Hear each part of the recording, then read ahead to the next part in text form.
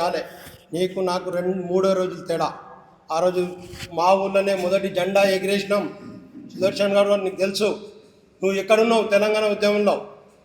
2004 తర్వాత బై ఎలక్షన్లో రాజీనామా చేసిన తర్వాత నువ్వు వెళ్ళిపోయినావు. ఒక ఉద్యమకాడు అంటున్నావు. ఉద్యమకాడు లక్షణం ఏంది? తెలంగాణ వచ్చే వరకు ఉండే లక్షణం అది. అదేవిధంగా కేసీఆర్ గారు ఎంపీగా తెలంగాణ కొరకు మహబూబాబాద్ నుంచి నిలబడితే నువ్వు బీఎస్పీ పార్టీ నుంచి ఎంపీగా నిలబడి నువ్వు మాట్లాడేది మా లక్ష్మారెడ్డి సార్ గురించి కనీసం జ్ఞానం ఉండాలి. ఏముండే మీ స్థాయి నేను తెలియదా? ఇదే ఈ క్వార్టర్స్లో ఉంటుండి పార్టీ టీఆర్ఎస్ పార్టీ కార్యాలయంలోనే నువ్వు ఇక్కడ ఉన్నావు, నివాసంగా ఉన్నావు. నువ్వు ఈరోజు మాట్లాడేది ఎంత ఉండే నీ ఆస్తి, ఈరోజు ఎంత అయింది నీ ఆస్తి? మాట్లాడేటప్పుడు జాగ్రత్త మాట్లాడాలి.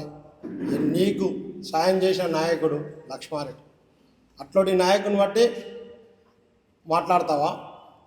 ఇంకోసారి ఆ విధంగా మాట్లాడితే మేము వ్యక్తిగతంగా దిగాలంటే దిగుతాం, పర్సనల్గా పోదామంటే పర్సనల్ పోదాం. నీ ఇంకా తిరిగినా ప్రతి అడుగులో ఉన్నాం. మా ఎంబడి నువ్వు ఉన్నావు, నీ గురించి మొత్తం తెలుసు. నువ్వు ఈరోజు పోలేపల్లిలా పొలాల కోరుకుపోయినావా? నీ పర్సనల్ అది, నువ్వు చేసుకో. పోలేదాను చెప్పలేదా మాతో? పర్సనల్గా పోతున్నా నేను.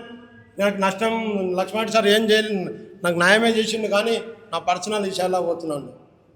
ఉద్యమంలో మేము తెలంగాణలో టీఆర్ఎస్ పార్టీ నుండి మేము ప్రతి అడుగులో ప్రతి పల్లెలో జెండాలా మేమున్నాం. ఇక్కడ నీ స్కూటర్ తీసుకొని నీ ఎల్ఎంఎల్ ఎస్పా తీసుకొని ఏం పరిస్థితులే మనది. రాజకీయాలు ఉన్నాం, సంపాదించుకున్నావు, కానీ ఏ పూర్తి సంపాదించుకోవాలనే మాట తప్పు. నువ్వు సంపాదించుకున్నావు లక్ష్మారెడ్డి సార్ దయ వల్లనే నువ్వు సంపాదించుకున్నావు. లక్ష్మారెడ్డి సార్ దయ వల్ల నీకు ఈరోజు సింగిల్ విండో చైర్మన్ పదవి వచ్చింది. ఈరోజు ఎమ్మెల్యే చేసిస్తాయా అని లక్ష్మారెడ్డి సార్కి ఎమ్మెల్యే చేసినాడు. ఆయన ఎప్పుడో ఆవంచల సర్పంచ్గా ఉన్నాడు, తిమ్మాజిపేట సింగిల్ విండో చైర్మన్ ఉన్నాడు, తెలుగు యువత అధ్యక్షంగా పనిచేసిండు, గంధాయాల చైర్మన్గా చేసిండు. అవన్నీ నువ్వు వేయించినావు. అప్పుడు నువ్వు ఏడున్నావు? Ward number Polepally. అప్పటికే ఆయన జిల్లాలో ఎదిగిను. ఇంకో మాట అన్నావు, ఆయన భయపడతాడని. భయపడే మనిషి కాడు.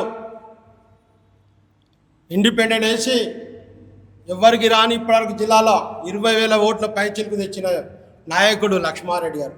అదే ఆ రోజు ఉమ్మడి రాష్ట్ర ముఖ్యమంత్రి చంద్రబాబు నాయుడు డిగ్రీ కాలేజ్లో బహిరంగ సభలే లక్ష్మారెడ్డి గారు మీరు రాండి, ఇప్పటికైనా విడ్రా చేసుకోండి అని చెప్పిన గొప్ప నాయకుడు మా నాయకుడు. అట్లాంటి నాయకుడు బట్టి భయపడతాడంట. భయపడి ఉంటే ఎమ్మెల్యే కాకుంటుండే, మంత్రి కాకుంటుండే, ముఖ్యంగా తెలంగాణ కొరకు రాజీనామా చేయకుంటుండే. అన్ని బెనిఫిట్స్ ఇచ్చిపెట్టి ఈరోజు రాజీనామా చేసిండు. చెయ్యి, లక్ష్మారెడ్డి సార్ ఇచ్చిన పదవి ఈరోజు చెయ్యి. సింగిల్ విండో చైర్మన్ చేసి మాట్లాడు. టీఆర్ఎస్ పార్టీ వల్లనేగా నువ్వు ఓటర్తో గెలవలేదు. మా గోపాల్ రెడ్డిని పట్టుకొచ్చి నేను నీకు తెలుసు అది ఆ రోజు గోపాల్ రెడ్డిని పెట్టుకొని విడ్రా చేపిస్తే ఆ రోజు నువ్వు గెలిచినావు. సింగిల్ విండో గెలిచి చైర్మన్ అయినావు. మా అరే ఉద్యమ నాయకుడు ఒకటి ఉన్నది అని ఆ రోజు సారు అమెరికాలో ఉంటే గుర్తించి నిన్ను అమెరికా నుంచి పిలిచి నీకు పదవి ఇప్పించడం జరిగింది. అట్లాంటి నాయకుల మీద మాట్లాడతావా? ఫ్యామిలీలో కోరుతావు. లక్ష్మారెడ్డి సార్ సతీమణి సీతా మేడం గురించి ఆరోగ్యం ఖరాబ్ అయితే పట్టించుకోలే అంటావా? నువ్వు నేనేగా బెంగళూరులో ఉంది పోదంపా అని అన్నది. మేమందరం కానీ శంకర్ నాయక్ అందరం పోదంపా అని సార్ ఇబ్బందులు అని మాట వాస్తవం కదా? నువ్వేగా చెప్పింది. ఈరోజు ఏదో దండాన్ని పెట్టి బీఆర్ఎస్ నాయకులారా లక్ష్మారెడ్డితో జాగ్రత్త. అదే నాయన, నీ వల్ల కాంగ్రెస్ పార్టీ కార్యకర్తలు అక్కడ జాగ్రత్త ఉంటే చాలు నాయన. నువ్వు నన్ను ఎదిగించినావా? ఎవరన్నా ఒక్కనన్నా నీ వల్ల ఒక ఎదిగిరా? అక్కడ నాయన కాంగ్రెస్ నాయకులు మా మిత్రులు వచ్చి అక్కడ పార్టీలు వేరైనా అందరం కలిసి తిరిగే జడ్చల్లా ఇది. అతోటి దాంట్లో నువ్వు ఏదో పుల్లలు పెట్టి ఏదో చేయాలనుకున్నావు. అక్కడ ఉన్న కాంగ్రెస్ నాయకులు కూడా పెద్దలకు కూడా అయ్యా ఈయన వల్ల ఈయన ఏ పార్టీ మారలే, TDP, TRS, BSP, Congress double, single కాదు డబుల్ పోయిండు, మళ్ళీ వచ్చిండు. అట్లా నాయకు నువ్వు మేము ఉద్యోగకాలం ఉన్నాం, ఉద్యోగకాల జీతాలు ఏమున్నో మేము ఒక తెలంగాణ కొరకు టీఆర్ఎస్ పార్టీ ఉన్నాం, నీదాకా మేము పోలే. నువ్వు ఈరోజు సామెతలు చెప్పి ఏ నీడకు ఆ గొడుగు పట్టేటువంటి నువ్వు. దయచేసి సుదర్శన్ గారికి హెచ్చరిస్తున్నాం. ఇంకా వ్యక్తిగతంగా పోదామా అంటే సిద్ధమే, నువ్వేం పెద్ద అది కాదు, మేము కూడా సిద్ధమే. వ్యక్తిగతంగా జోలికి పోవద్దని హెచ్చరిస్తున్నాం. రంగంలోకి రావాలి, రాజకీయంగా కొంచెం పెద్దగా పోవాలంటే నీ ఇప్పుడున్న పార్టీలో ఏదైతే కాంగ్రెస్ పార్టీలకు లక్ష్మారెడ్డి గారిని మోసం చేసి మెసేజ్లు, నిన్ను ఒక మీటింగ్లో లక్ష్మారెడ్డి గారు మాట్లాడుతూ కొంతమంది నాకు మెసేజ్లు పెట్టి పోయినరు పార్టీలోకి వెళ్ళి అని చెప్పేసి చెప్పింది తప్ప నేను ప్రత్యేకంగా నీ పేరు పెట్టి పిలవలేదు అధ్యక్ష. అది గుర్తుంచుకోవాలి, నీ పేరు ఎక్కడ పెట్టి చెప్పలే. ఈరోజు మేము నువ్వు మాట్లాడిన మాటలకు, నిన్న మాట్లాడిన మాటలకు ఈరోజు మేము పేరు పెట్టి నీ పేరుతో చెప్పాల్సి వస్తుంది. కొన్ని సందర్భాల్లో మాట్లాడేటప్పుడు మనం చూసుకోవాలి, వెనక్కి తిరిగి ఏడు నుంచి ప్రారంభమైన మన ప్రస్థానం ఎక్కడ ప్రారంభమైంది, మన పరిస్థితి ఎలా ఉండే, ఎలా అయింది, ఇప్పుడు ఎలా ఉన్నాం. నా గ్రామంలోనే మా దళిత సోదరులవి దాదాపు 4 ప్లేస్లలో 4 స్థలాలలో భూములు మొత్తం తక్కువ రేట్లకు మాట్లాడి పొలేపల్లినే మొత్తం సెజ్ సరౌండింగ్లో మొత్తం వచ్చేసి భూములు తక్కువ రేట్లకు మాట్లాడుకొని లాక్కొని ఇలా వాళ్ళ అక్కడున్న వాళ్ళ స్థానికుల వాళ్ళ తండ్రులు చనిపోతే పెట్టుకున్నటువంటి ఆ శ్మశాన ఘాట్ మొత్తాన్ని కూడా నువ్వు బొందలగడ మొత్తం తొలగించి వాళ్ళు లేని సమయం చూసి రాత్రిపూట జేసీబీలు పెట్టేసి ఇప్పుడు కూడా నేను సాక్ష్యాధారాలతో చూపిస్తే దానికి ప్రీకాస్ట్ పెట్టి సపరేట్ చేసింది దాన్ని మొత్తం.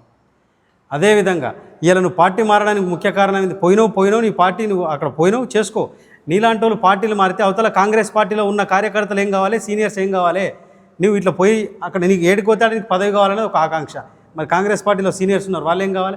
ఇలా నువ్వు పోలేపల్లికి వచ్చిన అవతల 60 ఎకరాల భూమి, మా సోదరులు మా ఫ్రెండ్స్ ఉంటారు అలా, మా ఫ్రెండ్స్ మొత్తం నా క్లాస్మేట్స్ వాళ్ళందరూ ఉంటారు. వాళ్ళ పొలాలు 60 ఎకరాల పొలాలు, ఒక్కటే కుటుంబానికి చెందిన 60 ఎకరాల పొలం, పోలేపల్లి టు రాయపల్లి రూట్లో 60 ఎకరాల పొలంలో రవీందర్ రెడ్డి అనే పర్సన్ తోటి నువ్వు కుమ్మక్కయ్యి అందరితో లాక్కొని తక్కువ రేటుకు ఈరోజు బుచ్చాచార్య అని చెప్పేసి ఆయన కుటుంబం మొత్తాన్ని నాశనం చేసి రోడ్ల మీద తీసుకొచ్చినావు.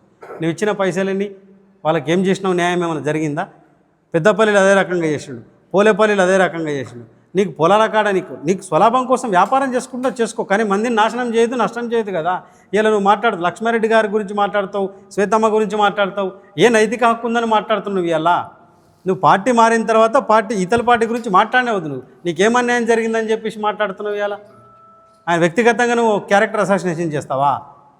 ఇది పద్ధతి కరెక్ట్ కాదు. దయచేసి మీ వయసుకు మేము చెప్పాల్సిన అవసరం లేదు, మీ వయసుకు మీ విజ్ఞతకు వదిలిస్తాం.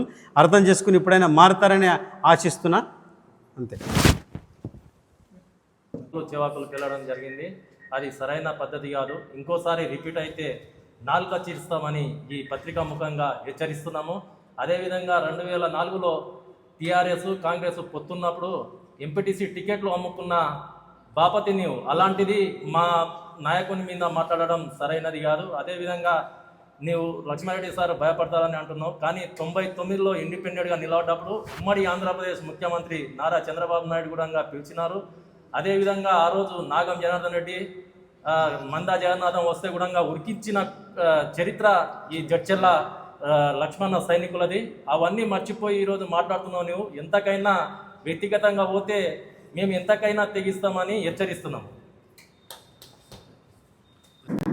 వీడియో పరంగా అంటే అతను ఇంతకుముందు గౌరవించాలనుకున్నాం, నిన్న మాట్లాడిన మాటలతోటి అతను గౌరవం అనేది పోగొట్టుకున్నాడు.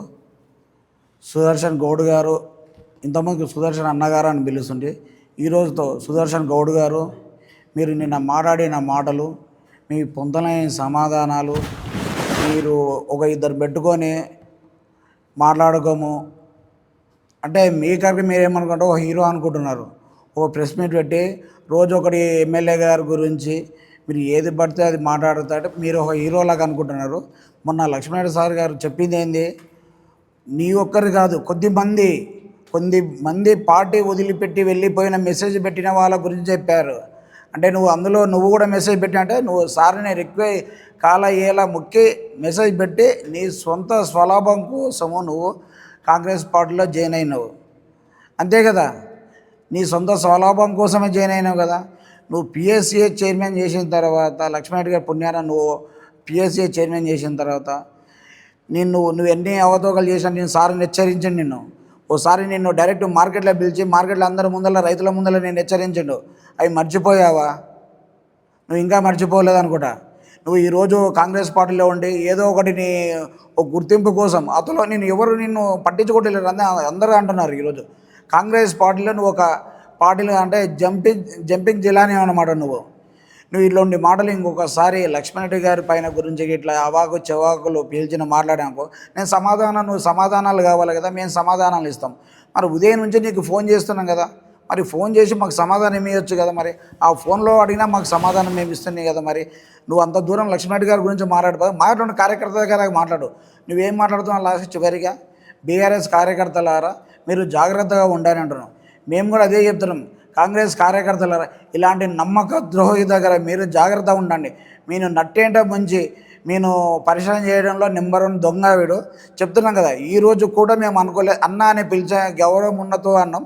లక్ష్మణరెడ్డి గారి పైన నువ్వు ఇష్టం ఉన్నట్టు మాట్లాడినావు అనుకో, ఈసారి అనుకుంటున్నాం ఇంకొకసారి ఇట్లా అదే రిపీట్ అయింది అనుకో, జడ్చర్లలో నువ్వు ఏడ కనిపించిన నిన్ను ఉరికించే బీఆర్ఎస్ సైనికులు కంపల్సరీ పడతారని చెప్పి మేము మీడియా ముఖంగా మేము తెలియజేస్తున్నాము. అలాగే నువ్వు చేసిన సర్పంచ్గా చేసిన టైంలో ఎంతమంది ఆడవాళ్ళని లోపరుచుకున్నావు అది కూడా నేను పట్టేవాళ్ళు చూస్తుంది. నువ్వు ఈ మధ్యకాలంలో ఒక 2 సంవత్సరాల క్రితము ఒక మహిళ మేము చెప్పొద్దు, మహిళ భర్తనని మీ దోస్తుల దగ్గర తీసుకెళ్ళి నువ్వు మందు దాయించుకుంటూ ఆ మహిళ దగ్గర నువ్వు ఇంటికాడ ఏం చేసినావు అన్ని రాసలీలన్నీ మా దగ్గర ఉన్నాయి. మరి తీయమంటావా? మరి నీవు అట్లాంటివి నీ రాసలీల చిట్ట మేము చెప్పాలనుకుంటే చాలా ఉంది. నీది నీ కుటుంబం పరువు పోకూడదు. నువ్వు ఒకటి ఆలోచించుకో. ఒకవేళ నువ్వు ఇదే చేయాలనుకుంటే అంటే డైరెక్ట్ నువ్వు నీ భార్య మీ పిల్లల దగ్గరికి ఈ విషయం చేరుతుంది. నువ్వు ఇంకోసారి లక్ష్మణరెడ్డి గారి గురించి ఇంకోసారి మా బీఆర్ఎస్ కార్యకర్తల గురించి ఇదే మాట్లాడినావు అనుకో, నీకు జడ్చల మాత్రం తిరిగి నియమం ఇది ఖబర్దార్ మేము అని చెప్తున్నాం, తెలియజేస్తున్నాం.